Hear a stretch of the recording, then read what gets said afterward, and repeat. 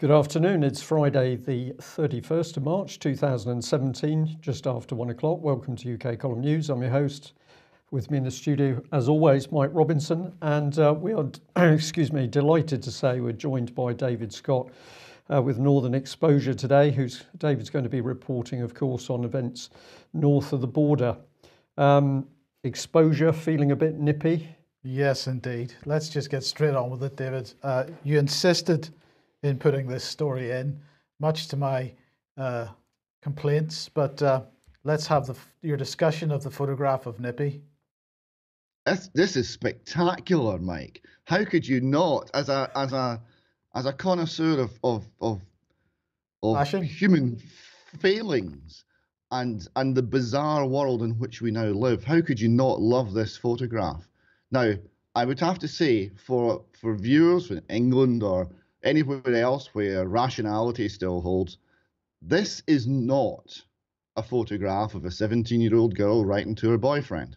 This is not a photograph of someone who's going to sign off and instead of a little I, a dot above the I, put a little heart. This is not what this is. This, apparently, is a photograph of the First Minister of Scotland writing to the Prime Minister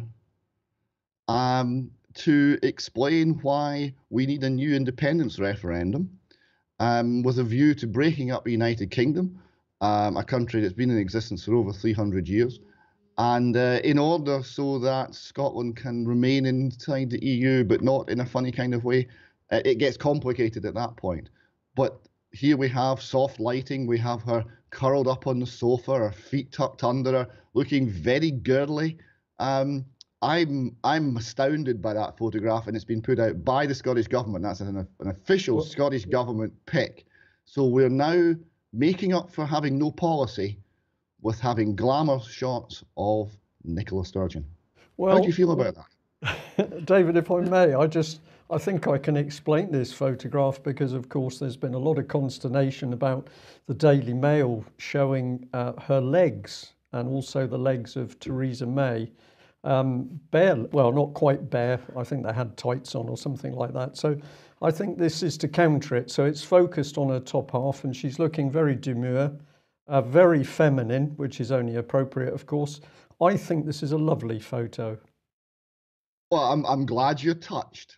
In fact, this might be the start of a whole new relationship, Brian. He is touched, David. He is. There's no question. Okay, now let's move quickly on to Brexit. And I just want to highlight this article. Thanks to Alex for sending it through to me.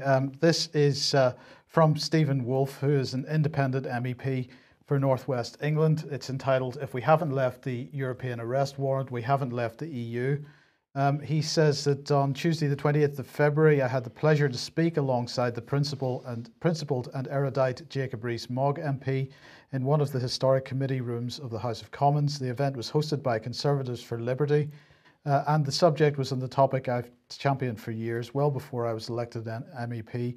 It was the European Arrest Warrant, and I stated as a matter of principle that the UK should withdraw from the EAW at the upcoming Brexit negotiations.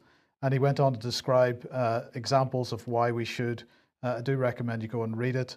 He ended up by saying the issues around the EAW might not get as much TV time as other issues surrounding Brexit, but the government must make withdrawing from it in the negotiations an absolute priority. You cannot put a price on our freedom. If we've not left the European Arrest Warrant, then we've not left the European Union. Now, in a similar vein, last night, well, very early this morning, I published this on my Facebook page. Please share it around if you can. Brexit, nothing of the kind. I'm discussing similar topics, not European Arrest Warrant, but I'm discussing the issues around whether we're actually leaving the European Union or not, and comparing Theresa May's current policy with what David Cameron was promoting just prior to the referendum. So nothing seems to have changed since then, and that was when David Cameron was promoting his policies with a view to remaining within the European Union. Theresa May promoting her policies, saying that we're leaving the European Union, but in fact the policies appear to be exactly the same. So please have a look at that and share it if you think it's appropriate. And just want to highlight this from a couple of days ago. It's from City AM. Now, this is the only source I can find for this story, so let's keep it with that caveat in mind. Cost-cutting BBC drops international news agency Associated Press, citing financial pressures. And what City AM is talking about here is an email from Ms. Unworth, the head of sorry, I've forgotten the foreign, the overseas BBC. What's it called? BBC Media Action. No. Anyway, it doesn't matter. Monitoring, BBC Monitoring. No, we can. BBC Global. No. Look, we'll just mention that in the email, she had said that Associated Press was getting too expensive. The BBC is suffering financial pressures, as you do if you've got a £3.6 billion budget. So the BBC suffering financial pressures. They've got to drop Associated Press. And who are they signing up to instead? Agence France Presse, so AFP. So what is this, Brian?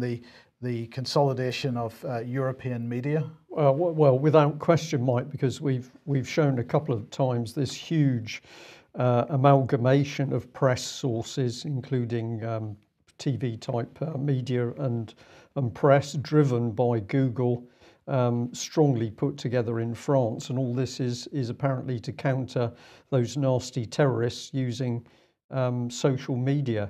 So yeah, this is the amalgamation of a European wide media circus. And of course, the European Union consistently says that people who support the European Union are not, I'll say, allowed to report it in anything but a good light. So this is a propaganda machine like we've never seen before, really. Yep, and thanks to Alex. Of course, she's head of BBC World Service. That was the World one I was Service. looking for. Yes, I was listing them, but I didn't get to the world bit. Okay, now yesterday, Amber Rudd was was holding a meeting with what she describes communication service providers. These are big internet companies. These were being described as showdown talks. And so who was there? Well, Google, Microsoft, Twitter, and Facebook. Some people described it as being hauled before the Home Secretary. Anyway, she issued a statement following this meeting, and she said, my starting point is pretty straightforward. I don't think that people who want to do us harm should be able to use the internet or social media to do so. I want to make sure we're doing everything we can to stop this. It was a useful discussion. I'm glad to see that progress has been made. We focused on the issue of access to terrorist propaganda online and the very real and evolving threat that it poses.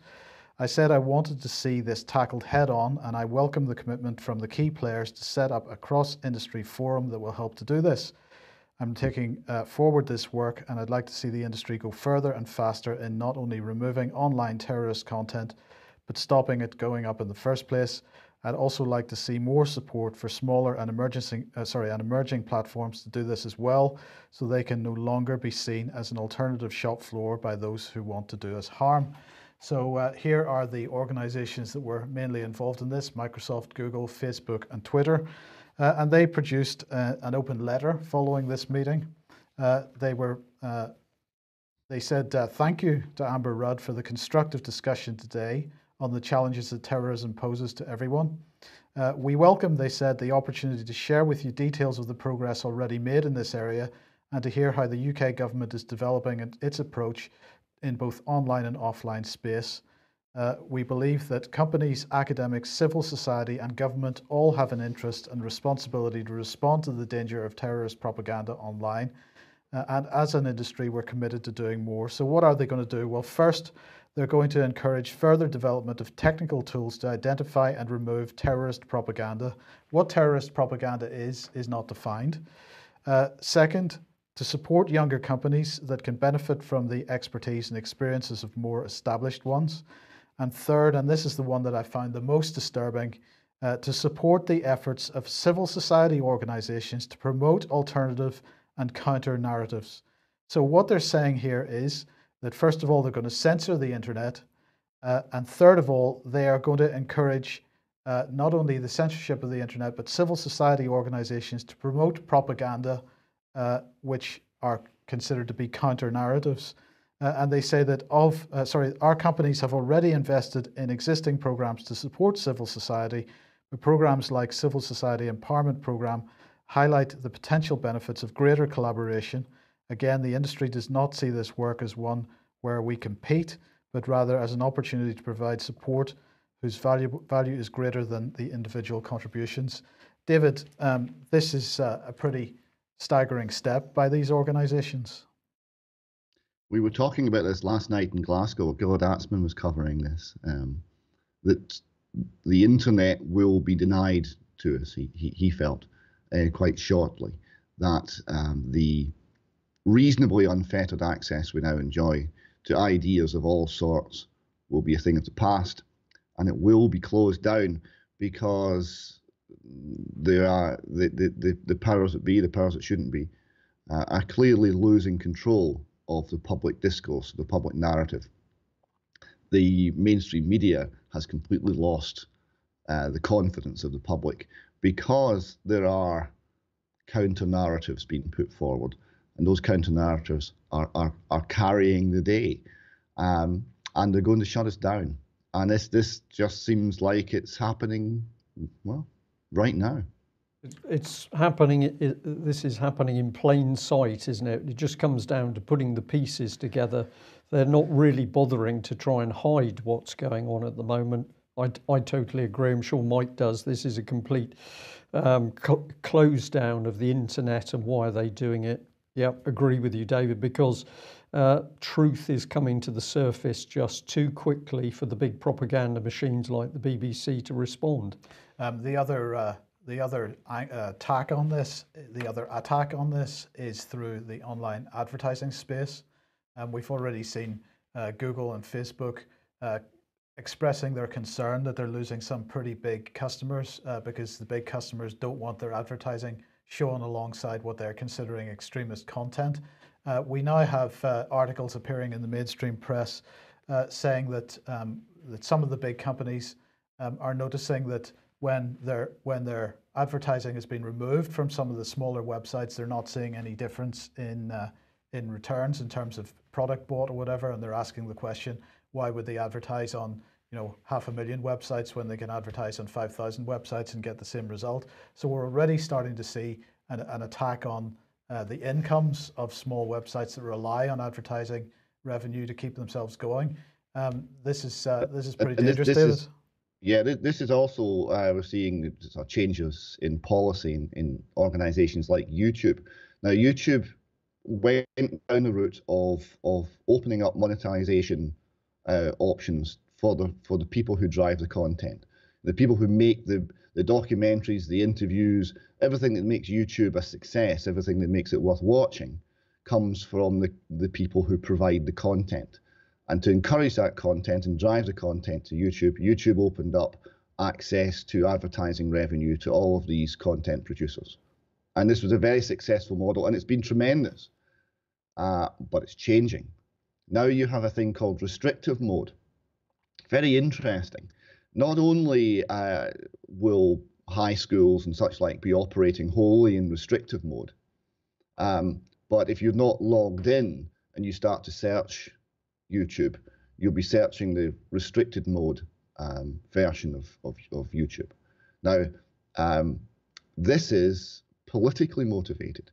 One of the sites I follow from America, a channel called Louder with Crowder, which is pro-libertarian, pro-conservative, skeptical about Trump, hostile to new wave feminism, hostile to politically correct speech control, this sort of thing, and he's bringing forward a very entertaining program looking at politics, looking at current affairs, and the opposition is the Young Turks, who are pro-Hillary Clinton, pro-Democratic Party. Now, the Louder with Crowder quote-unquote right-wing program is it started off as a radio show, so it had to comply with all the regulations for going out on terrestrial radio in America. So there's no swearing, there's a beep button, and it's family friendly, it's all of these things. The Young Turks swear constantly, because unless you use the F word 4 times every sentence, you don't know it's real talk, right? And with all this profanity and all this swearing all the way through the program. Now, imagine my surprise to find that in restricted mode, the Young Turks, all of the content is there. But if you go to the opposing political view, Louder with Crowder, nothing, zero. Every video they've ever put up disappears when you go into restricted mode. And the only possible explanation as to why is wrong political opinions. It's censorship. It's plain and simple censorship. Yep. This is why we have witnessed our viewing figures going down from time to time. Yeah. Okay, let's move swiftly on. The F-35, a new report gives it an absolute slating. This report is from this organisation, the Project and Government Oversight, and their sub-project, the Strauss Military Reform Project. And they're saying that the F-35 has a long way to go before it will be ready for combat. This was the message of Dr. Michael Gilmore, who is a retired Director of Operational Test and Evaluation. They're saying that the Joint Strike Fighter program has already consumed more than $100 billion nearly 25 years. And just to finish the basic development phase is going to require an extra $1 billion and 2 more years. So, you know, why are we talking about this? Well, the F-35, of course, or a variant of it, is supposed to be appearing on our new aircraft carriers at some point in the future, if ever. He detailed a range of remaining and sometimes worsening problems with the program. And I'm just going to give you a feel for this. I do recommend that you go and read this report, but I'll just give you a feel for the type of things that they're talking about here. They're saying that the electronics that are used to justify the cost are not delivering the capabilities that they claim to be. They're saying that it's ineffective as a fighter. They're saying that it's ineffective as an interdiction bomber. They're saying it's ineffective as a close air support platform. They're saying that the Navy's F-35 is unsuitable for carrier operations. They're saying that the price tag is the only thing that's stealthy about the F-35. They say that combat effectiveness is at risk, and they're saying that it's obviously got reliability problems. We knew about that anyway. And they're saying that officials are hiding the truth about the F-35's problems and delays from taxpayers. So, Brian, this does not look terribly good for the British carrier operations. Well, of course, it's adding disaster to disaster, Mike. We've got one carrier sort of ready to go, but we haven't got enough qualified men to man the thing. Jetty just about we've got the jetty named, of course, so that's a good thing, but yes. But we haven't really got the carrier operational, and now we're saying we haven't got an aircraft to go on the thing, so we've got a disaster. But this is going to tie in with reports that have come out, particularly in the Times, saying there's a 10 billion shortfall in defence. What I see here is the weapon to completely destroy the Royal Navy, because of course we've spent all this money on the carriers, 6.5 billion, no aircraft for them. So what have you got? A piece of, I'm going to use the term junk. I'm sure somebody will get upset at that. You've got a piece of 6.5 billion pounds worth of junk, no aircraft. So it's a complete white elephant. No. Is it deliberate? It's no problem. We'll sell it to Turkey for £1 million. Sell it to Turkey for scrap. What you have is a target. You've got a liability unless it's effective fighting. Part of an effective integrated fighting force, you've got a liability. Yep. You've got something to for other people to shoot at. When we were discussing this off air some weeks ago, Brian, the fact that you need integrated defence to have a carrier group able to operate safely. Well, the vulnerability of an aircraft carrier, the fact that you need proper anti-submarine, anti-mine defence in order to go anywhere with relative safety. This is absolutely before you even get. This is absolutely true, David. Sorry, I'll just push this point home. You're absolutely correct, because of course you can't operate a carrier on its own. You've got to have other ships to provide an integrated air defence. You've got to have the anti-submarine defence, and if you're going to go near a harbour, you've got to have the mine warfare defence. So what is remarkable is we're to believe that suddenly common sense military decisions simply disappeared. And we then started to scrap perfectly good ships. We were planning carriers, but we didn't have any aircraft for them. We haven't got any trained men. We can't produce a Type 45 that works in warm water. There is something seriously wrong. This is not accident. This is not military people suddenly changing. If you follow it through, this is deliberate treason. We are watching that our defence forces, our military are being destroyed by a coordinated plan, and that plan has been executed by both the Labour Party, the Lib Dems, of course, and the Tories. This is treason. We're watching it unfold. Well, you mentioned the defence cuts, and I think you're going to say a bit more about that in a second, Brian. But today is the meeting of NATO foreign ministers in Brussels, and so we've got to ask about these defence cuts and how this fits with this meeting. We'll understand this in a second. So Jens Stoltenberg gave a statement just in the lead up to the meeting this morning. He said, "Today we prepare the ground for the meeting of NATO leaders here in Brussels in May. Our transatlantic bond has been rock solid for almost 70 years. It's vital for Europe and vital for North America, and it's especially important now in times of serious challenges." And he went on to discuss to talk about what they're going to be discussing. He said, "First, fair burden sharing to keep the transatlantic bond strong. We've started to increase defence spending, but we need to keep up the momentum and meet the pledge we've all made. This is about more funding."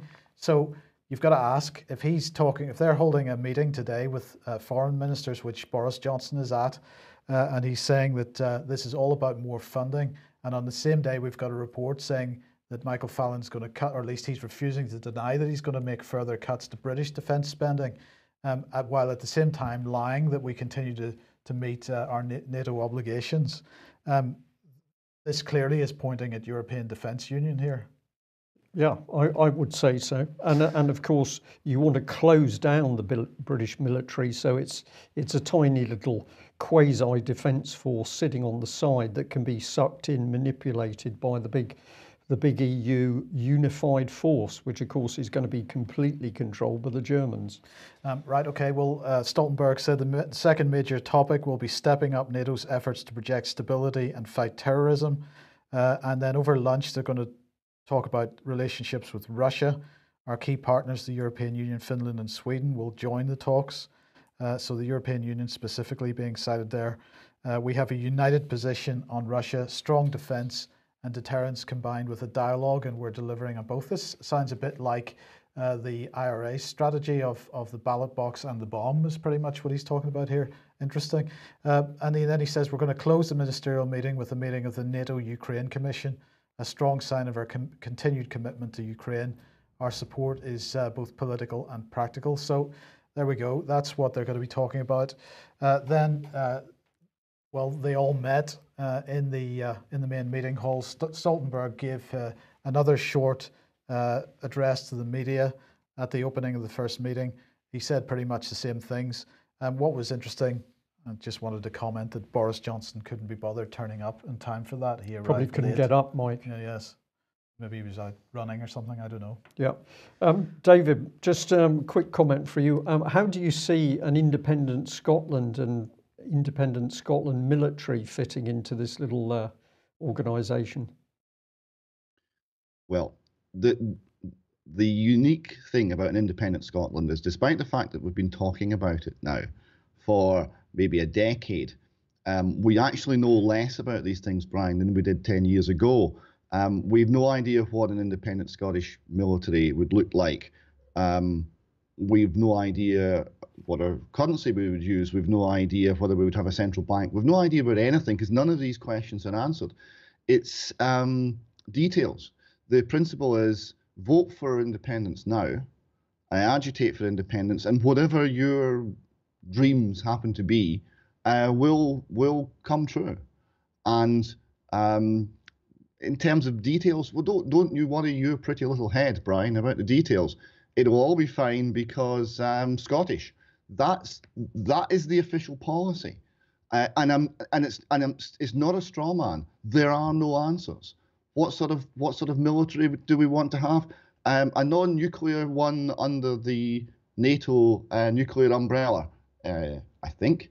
And we appear to be having a policy where we will force the Royal Navy out of the Clyde, where they have enormous bases costing billions, not all that many years ago. Then what? I don't know. There is no policy. It's a shambles. In terms of independence, well, the one thing we do know is there's no hint that we'd be following any sort of an independent policy, because it would be entirely dominated by Europe and by Germany. Yep. Well, let's follow the defence thing through. This is the part of the report over 10 billion. We're so incompetent now. We've sort of lost track of 10 billion. We wanted some equipment, but we couldn't quite work out how much it had cost. And we've lost track of that cost, Mike. Just 10 billion sort of disappeared, really. Well, indeed, as it does. Yeah, well, we're not going to get the answer from this lady. We've talked about her before, Deborah Haynes, defence editor for The Times. This is her Twitter page. Just incredible, really, the way this lady deals with stuff. She's just reporting on this madness. It's quite normal, so she trots it all out. She says the government is consumed by Brexit. It doesn't want to hear bad news about defence funding. This is just a bit of bad news. Oh, really. I see. We lost 10 billion because we're consumed with Brexit. Is that it? Yeah, that's what she says. Aircraft carriers, F-35s and Trident, they're going to suck all the money out of the military, so that's a bit bad. Senior officers apparently warning of a hollow force. Well, that's an understatement. The Royal Marines are going to lose another 200 Marines, and then they're going to be rolled away from frontline duties. They're probably put in prison. That's the usual thing. One of the casualties of the funding crisis is the Royal Marines, as sources accuse Navy of sacrificing cents to support armed carriers. Now, this is very, very insidious reporting, because what she's doing is playing people off against each other. No better way of causing trouble in the military than to have the RAF played off against the Army, or the Army played off against the Navy. You get all of the heads at each other's throats instead of focused on the MPs who are driving this lot. So this woman is not going to do any proper in-depth investigation and reporting. And this is the reason I knew what the story about Nippy was, because here's Deborah Haynes. What's important, not the fact we've got chaos in defence, not that we've lost £10 billion. The most important thing for Deborah Haynes is some nasty man has put these two ladies' legs on the front page of the paper. And she says this is absolutely terrible. How could anybody do it? Legs, not the 10 billion. But if you go through her own Twitter page, it's the most immature dross. How this woman gets away with it until she is removed from the Times, we're not going to see any proper reporting. So no in-depth analysis, questioning of the Conservative policy to destroy the military, the French taking over the nuclear deterrent. And although this is the Telegraph, this is the state of it. Forces brace for more cuts in defence cash squeeze. It's a bit of a squeeze now. We haven't just lost 10 billion. It's a little bit of a squeeze. But what's the article mentioning here? Well, we're going to have warships that have no surface-to-surface missiles. So we might as well send them off to Turkey as well. But this isn't a problem. It's Nippy's legs that we should be focused on, apparently. Yes. Okay. Well, let's move on then to international development. Companies to Inspire Africa 2017. This is the London Stock Exchange. They say they've always played a central role in bringing together ambitious, growing companies from around the world with globally minded investors. And key to that role is a continual effort to raise awareness in emerging markets of the unrivaled investor base that exists in London, seeking exposure to new geographies and opportunities. And so that they've set up a conference for this. Companies to Inspire Africa, being run by the London Stock Exchange Group. In that spirit, the London Stock Exchange Group has undertaken an unparalleled research project in partnership with Africa Development Bank Group, the Commonwealth Development Company, and PricewaterhouseCoopers to reveal Africa's most inspiring small and medium-sized enterprises. Let's have a look at what was in the agenda. Priti Patel was speaking first. Then there was a keynote address from the Division Chief of the Capital Markets Development Division, the African Development Bank Group. Lord Boateng is going to be speaking. He's aside from being in the House of Lords, he's the African Enterprise Challenge Fund. Then there's a panel on private equity landscape in Africa. So it's all about money and how they can make profit out of third world countries. As I say, Commonwealth Development Company there as well. We've also got some of the big banks and PricewaterhouseCoopers, Citigroup, and so on. Now, what did Priti Patel have to say? She said that millions face starvation in southern Sudan, Somalia, Nigeria, and that the UK is leading the relief effort, but we're obviously going to improve matters for them by asking them to issue bonds and putting them in more debt. She said liberal markets, trade, finance and investment have the power to transform some of the poorest parts of the world. We must tackle the root causes of poverty, conflict and instability and end the culture of corrosive governance. We must make sure that Africa is open for business and investment is flowing in. She said that the Commonwealth Development Company Group CDC Group has created more than 1 million jobs in the last year. What's the population of African countries? This is fantastic, but this was the best quote. I want to see the City of London establishing itself as the global financial centre for the developing world. I thought this was a spectacular thing for her to say. David, this is the continuing rape of Africa by the City of London. She's encouraging the issuance of bonds and more debt, but don't worry about that. People are starving, and the best way out of it is to take on a load of extra debt. Yes, because that's worked so well in the past. Africa has seen its resources stolen via compound interest, time after time after time. And ironically enough, there are in fact many good news stories coming out of Africa. And the one piece of technology which has transformed the situation for the lives of many people in Africa is not in fact anything to do with the City of London or the IMF or loans or huge infrastructure or any of these things. It's the humble mobile phone, because smartphones, etc., have given people in Africa not only a method to communicate, but a means of secure payment.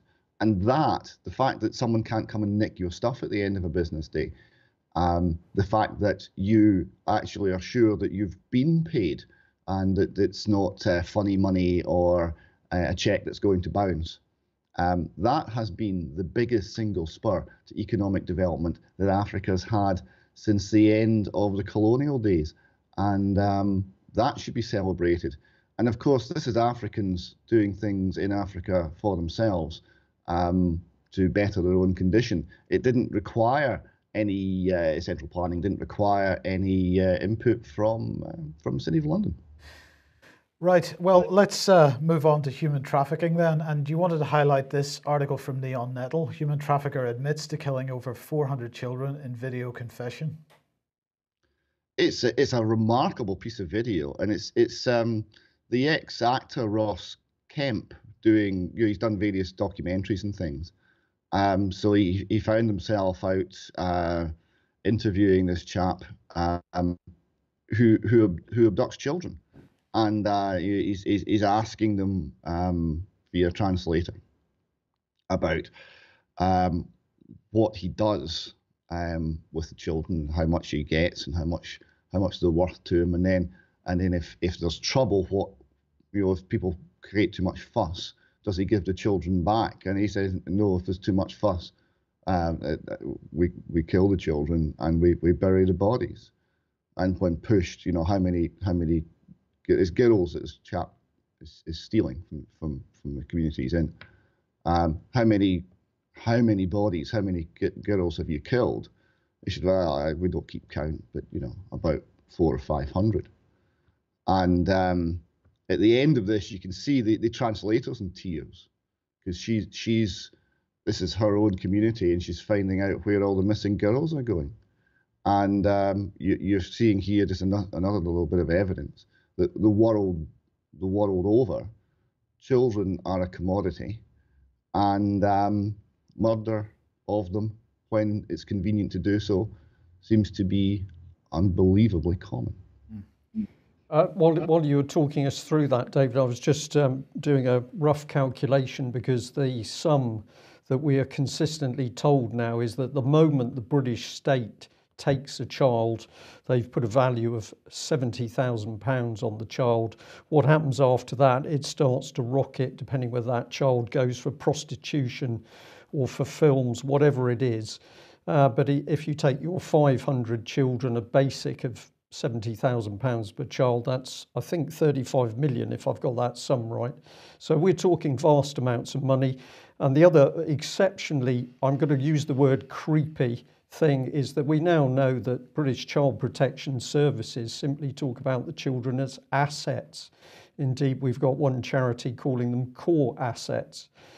So this is big money, very big money.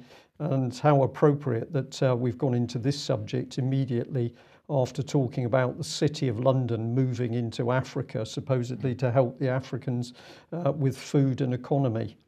Well, we can add to a bit more to this, because let's come back to the Wiltshire policeman, Mike Veal, who's looking into accusations of child abuse by Edward Heath.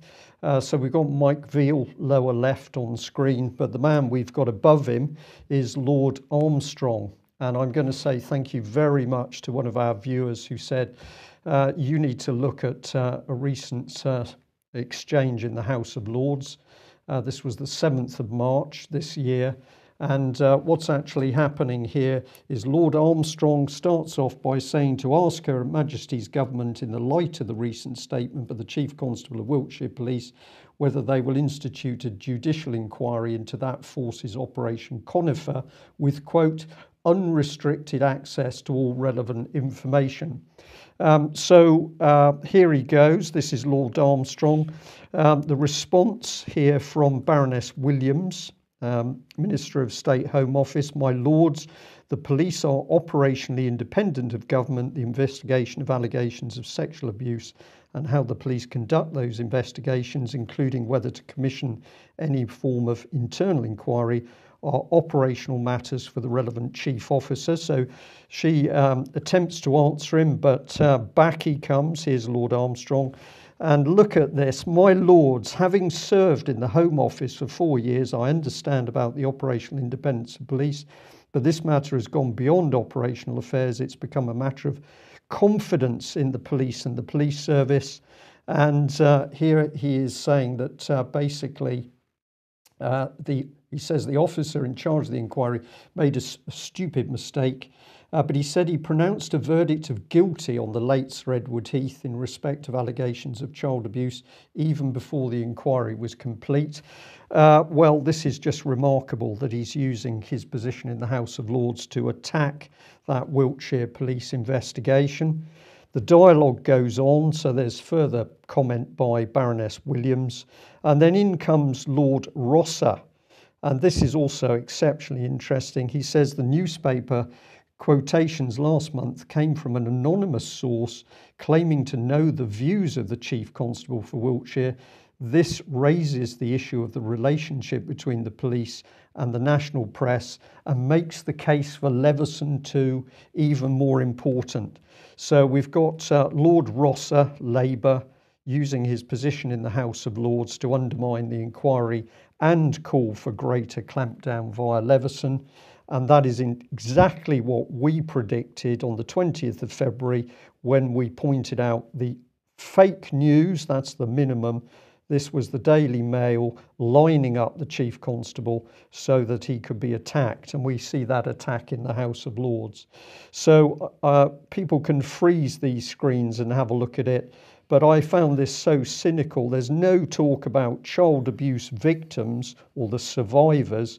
The dialogue is ended by Baroness Williams telling people what the procedure is for removing a chief constable. So who is this man? Well, he's here. And of course, he was picked up by the Mail because he wouldn't name an MP where there were strong allegations of abuse. So Mrs Thatcher's cabinet chief defends failure to act over senior Tory. You can read this yourself, but of course seen against one of his colleagues, which was Tim Fortescue, chief whip, saying they would come to us with problems to do with small boys and we fixed it. I mean, this is untenable. David, I've got a little bit more to follow up on this with a bit of comment on the BBC, but you could not make this up. On one hand, we're saying there's no evidence. Then when a police officer is trying to do his job, they undermine him. We've got the chief whip of the Heath government telling the BBC they were abusing boys. Yes, indeed we do. The switcheroo between this is an operational matter we can't possibly comment, and lots of comment is quite wondrous to behold. The operational comment excuse, we know from the Holly Gregg campaign and many other areas, is the go-to excuse for, I don't want to answer that question, please go away. And then when you start to see a lot of comment and a lot of attacks coming in the House of Lords of all places, the very place is formerly the highest court in the land, wasn't it? The very place that actually should have the greatest respect for the law and the greatest respect for the rights of the victims of child sexual abuse. To see them attacking not only the Chief Constable, but the whole process of seeking justice is quite sickening. It's abhorrent. It's just been pointed out to us by somebody in our chat box that Baroness Williams is actually the government's chief whip in the House of Lords. So this is the inner circle at work. Have a look at the BBC here, because of course what's the BBC been doing? It's been doing its best to pump out propaganda to protect Edward Heath. And who do they use? Lord Armstrong. I knew him, Edward Heath, for 35 years, worked closely with him. And then he says you usually detect some sense of sexuality when your friends or work closely with him. I think he was asexual. There are some people like that. And of course, it isn't just one part of the BBC, because here we've got BBC Radio, Lord Armstrong quoted saying, handling of Heath allegations are against justice and unfair.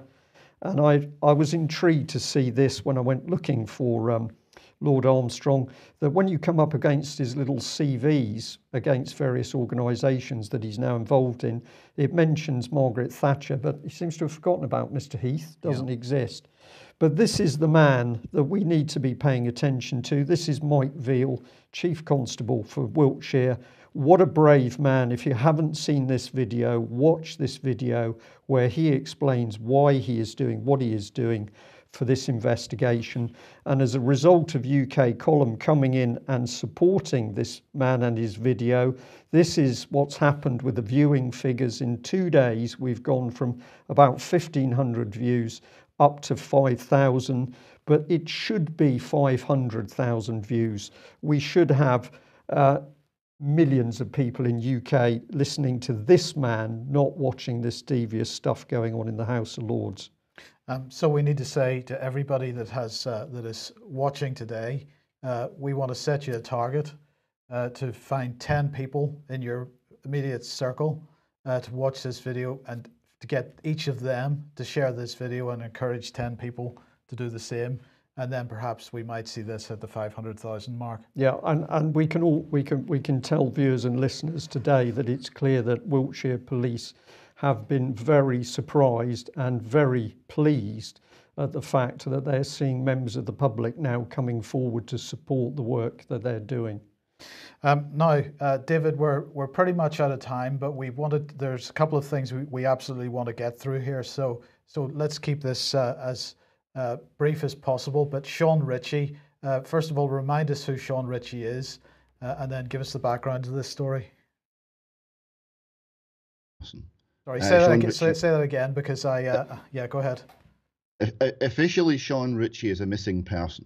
If you ask Police Scotland, it's an ongoing investigation into a missing person.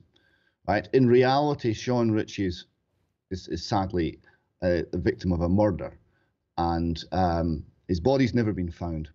and his relatives, his mum in particular, have been fighting now for several years to get the proper investigation that the case requires carried out.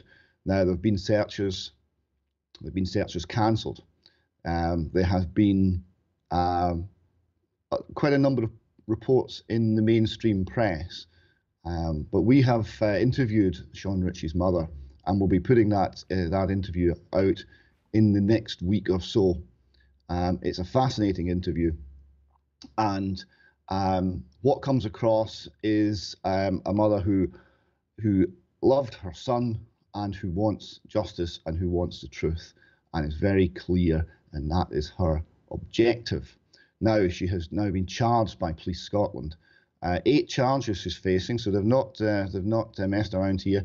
8 charges of wasting police time. This relates to threatening messages that the family received, basically along the lines of "stop asking awkward questions, or your kids will get the same that Sean got." Things like that, nasty, threatening, violent, vile messages. So the family received these messages. They reported them to Police Scotland. Police Scotland have now suggested that Sean Ritchie's mum was the author of these messages. I would have to say I've interviewed her. You'll be able to hear in her own words her answering that charge. I'm absolutely convinced that she is innocent of this, and I would encourage when we do publish this tape, this transcript, please please listen to it, because here you've got someone campaigning for justice, campaigning for a murdered son, and rather than being supported by the police, she's now been targeted by the police. And it's the police in Peterhead, the same police force, the same police officers that we came across in the Brian and Janice Doherty case. It's very troubling indeed. Okay, now, David, we have a little video clip from the Scottish Government regarding mental health. And before we comment on this, let's just briefly look at it. It's about 30 seconds or maybe a minute or so. So here we go. As the first ever dedicated Minister for Mental Health, the simple guiding principle for the strategy today is that we should have parity of esteem between physical and mental health, so that if you have a mental health problem, it's treated in exactly the same way as a physical health problem would be. The strategy's been developed by involving a wide range of organisations over the last few months. So I've met youth organisations, I've met service users, I've met people who are providing services for those with mental health. A wide range of people have helped develop the strategy. The simple fact is that people should be able to ask once, get help fast, so that people will be able to access services through A&E departments, through police stations, and wherever they pitch up and need it. So David, the police are now going to become the first point of contact for people with mental health issues in Scotland.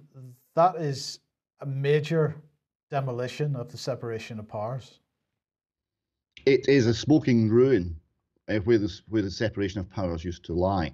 And it gets into this agenda, which we're seeing played out now in Scotland and across the UK, of vulnerable persons, right? If you are defined as vulnerable, then the police want to help you, or the police will take an interest in you.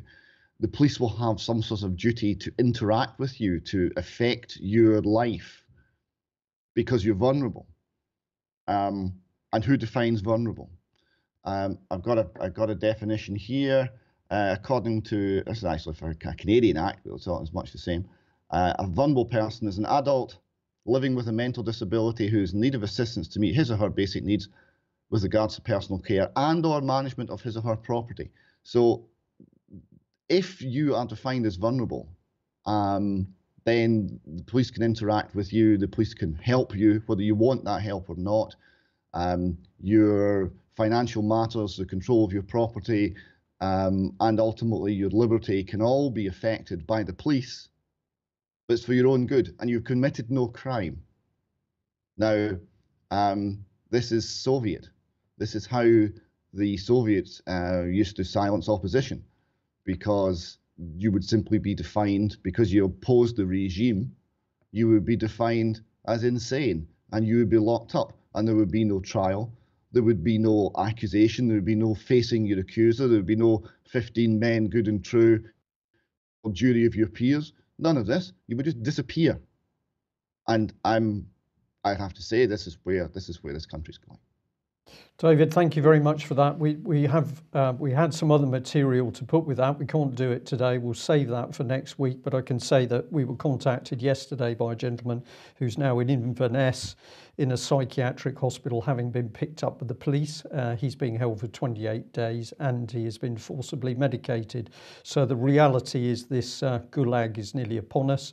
We're going to say there's three types of people. There are people awake and are doing things. There are people who are awake and they are watching. And there are people still asleep. And it's vital. It is absolutely vital. The people who are awake are now people doing. So if you would like something to do this weekend, get that letter of support written for Mike Veal, get the letters written to politicians asking why Melanie Shaw's still in prison, start warning your friends and neighbours as to what is happening. And also, please, if you haven't already got a ticket, get a ticket for the BCG event 22nd of April in Nottingham, because this is about bringing good people together to exchange ideas, to do, not simply to talk. That's it for today. David Scott, thank you very much for joining us. We'll be back same time on Monday. If you're not a subscriber to UK Column, please subscribe. We can only do what we do with your financial help. Thank you very much. Bye-bye. Bye-bye.